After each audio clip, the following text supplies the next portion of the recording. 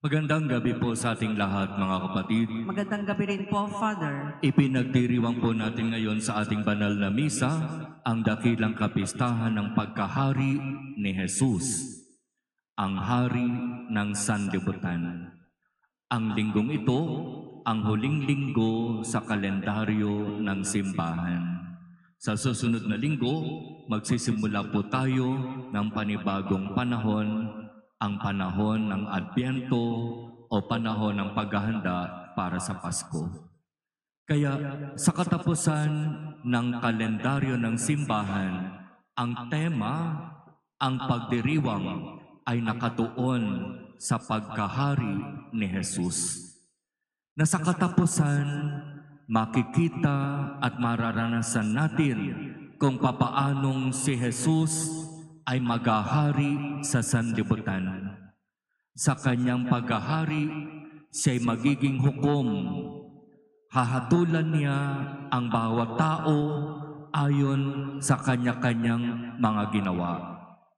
At sa kanyang paghahatol, ang kanyang magiging basihan ay ang kung ano ang buhay na mayroon tayo ngayon.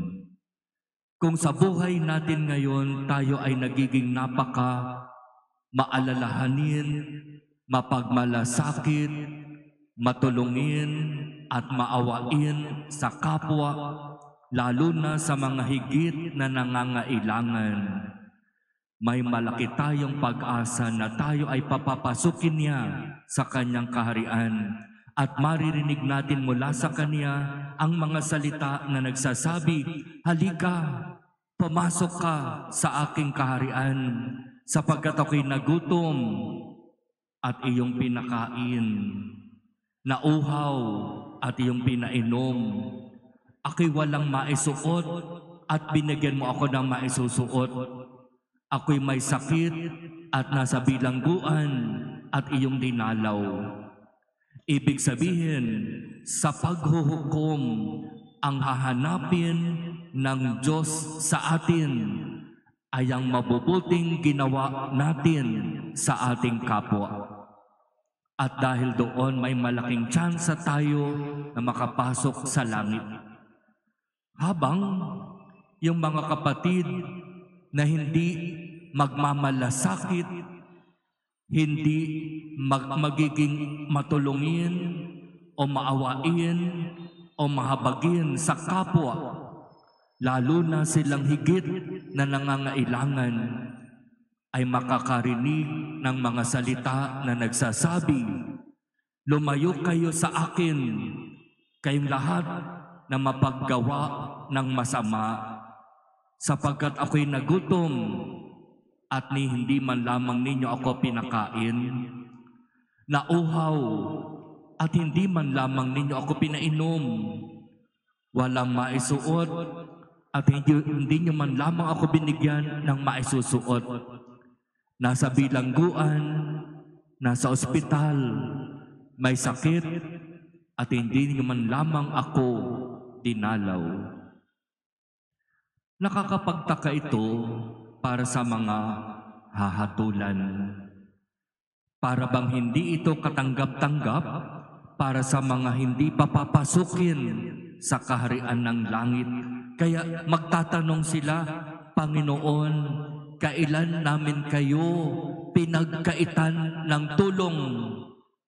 Kailan ba kayo humingi sa amin ng pagkain, ng inumin?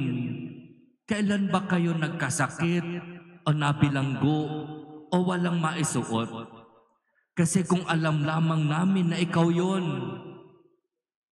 hindi ka magdadalawang salita, Panginoon."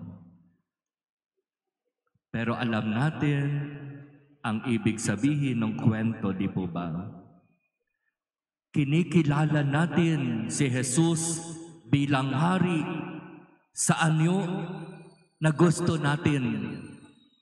Maaaring siya'y nakaupo sa kanyang maringal na trono, may korona, may setro, may magandang suot na damit, nakaluklok sa kanyang upuan. O maaari din naman kinikilala natin siya bilang hari na nakapako sa krus kung saan ang kanyang korona ay tinik, ang kanyang setro walis tambo, simbolo ng kanyang pagnanais na maglingkod, ang kanyang trono, krus. Sa ganyang itsura natin hinahanap at kinikilala si Jesus sa ating buhay.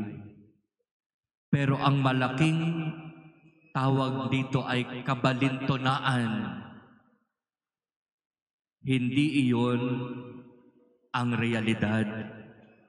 Si Jesus lumalapit sa atin, sa anyo, sa itsura na hindi natin gusto. May mamamalimos, may hihingi ng tulong, may kakatok sa sasakyan. Alam natin, pare-pareho yung ating ginagawa, pati ako ganoon din po. Hindi ko nihihiwalay yung aking sarili sa kung ano yung kadalasang ginagawa natin kapag may lumalapit at humihingi ng tulong sa atin. Di ba kung tayo ay magbibigay, ang ibibigay natin yung sobra, yung hindi na kailangan, yung barya, yung halos maliit na bagay lang na kahit ibinigay natin, hindi tayo makakaramdam na may nawala sa atin. Kasi nga extra, sobra, hindi kailangan. Ang napakalalim na tinuturo sa atin ngayon ng ating pagdiriwang ng pagkahari ni Jesus ay ang katotohanan ng kung ano ba ang ibig sabihin ng magbigay. Nung ang Ama ay nagkaloob ng anak sa atin upang tayo'y iligtas, ang ibinigay ng Ama sa atin ay ang kanyang nag-iisa at pinakamamahal na anak, si Jesus. Kaya sa halimbawa ng Ama, doon ba tayo tumutulad? Kapag ba tayo ay nagbibigay, meron ba tayong pakiramdam na may nawala sa atin dahil tayo'y nagbigay? Na dahil nagbigay ka, meron kang naramdaman sa puso mo na sakit, na para bang ang sinasabi ng puso mo, bakit mo ibinigay? Kailangan mo yun. Importante yun sa iyo. Bakit mo ibinigay? At iyon ang tunay na pagbibigay. At doon tayo inaanyayahan ng ating Panginoon. Kinikilala natin siya bilang hari at sinasabi natin, Panginoong Jesus, ikaw ang hari ng sanlibutan. Ikaw ang hari ng aking buhay.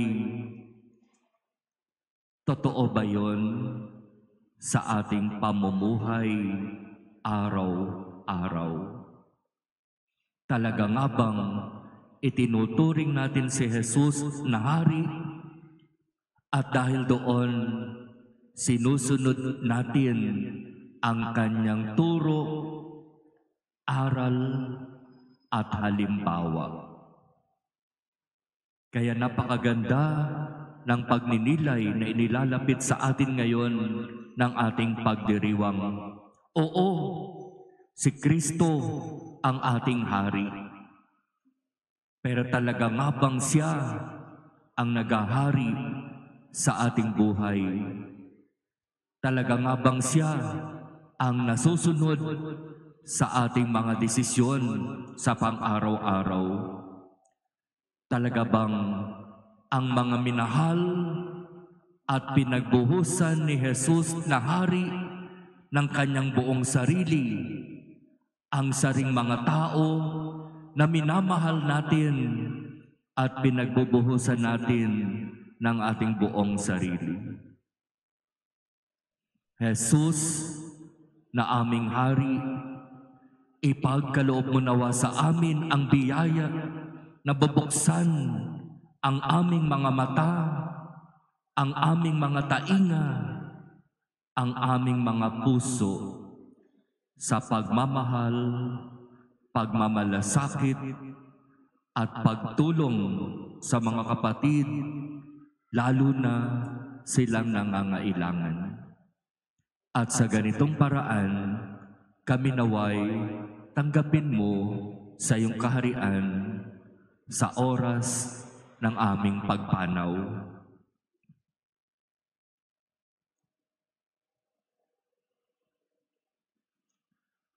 Amen.